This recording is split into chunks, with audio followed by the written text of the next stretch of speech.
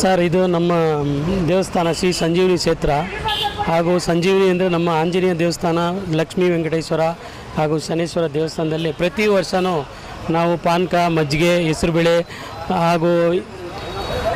ಹಾಗೂ ಇತ್ಯಾದಿಗಳನ್ನು ನಾವು ಎಲ್ಲ ಭಕ್ತರುಗಳಿಗೆ ವಿತರಿಸ್ತಾ ಇದ್ದೀವಿ. ಎಲ್ಲ ವರ್ಷವೂ ನಾವು ಸಾಕಷ್ಟು ಜನ ನಮ್ಮ ಏರಿಯಾದ ನಗರದಲ್ಲಿ ಎಲ್ಲ ನಮ್ಮ ಲೇಔಟ್ನಲ್ಲಿ ಕಾವೇರಿ ಬಡಾವಣೆ ಆಗಲಿ, ಪ್ರಿಯದರ್ಶಿನಿ ಲೇಔಟ್ ಆಗಲಿ, ಅಮರಜ್ಯೋತಿ ನಗರದಿಂದ ಬಂದು ಭಕ್ತರು ತುಂಬ ದಟ್ಟಿನಲ್ಲಿ ಬಂದು ನಮ್ಮ ಈ ಪ್ರಸಾದವನ್ನು ಸ್ವೀಕರಿಸಿ ಹೋಗ್ತಾ ಇದ್ದಾರೆ.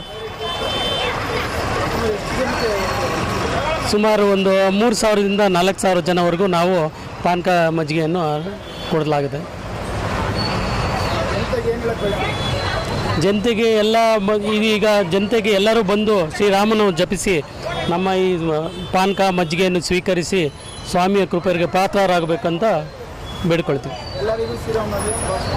ತಮಗೂ ಕೂಡ ಎಲ್ಲರಿಗೂ ನಮ್ಮ ನಗರದಲ್ಲಿ ನಮ್ಮ ಈ ಬಡಾವಣೆಯಲ್ಲಿ ಎಲ್ಲರಿಗೂ ಶ್ರೀರಾಮಿ ಇದನ್ನು ನಾವು ಆಚರಿಸ್ತೀವಿ. ಎಲ್ಲ ಬಂದು ಪಾನಕ ಮಜ್ಜಿಗೆಯನ್ನು ಕುಡಿಬೇಕೆಂದು ನಾವು ಬೇಡ್ಕೊಳ್ತೀವಿ. ಶ್ರೀರಾಮನವಮಿಯ ಶುಭಾಶಯಗಳು. ಮೊದಲನೇದಾಗಿ ಶ್ರೀರಾಮನವಮಿ ಶುಭಾಶಯಗಳು. ಇದು ಹಿಂದಿನ ಕಾಲದಿಂದ ನಡ್ಕೊಂಡು ಬಂದಿರೋದು ಪದ್ಧತಿ. ವಾತಾವರಣಕ್ಕೆ ಅನುಗುಣವಾಗಿ ಈ ಪಾನಕ, ಮಜ್ಜಿಗೆ, ಕೋಸಂಬರಿಯನ್ನು ವಿತರಿಸಲಾಗಿದೆ.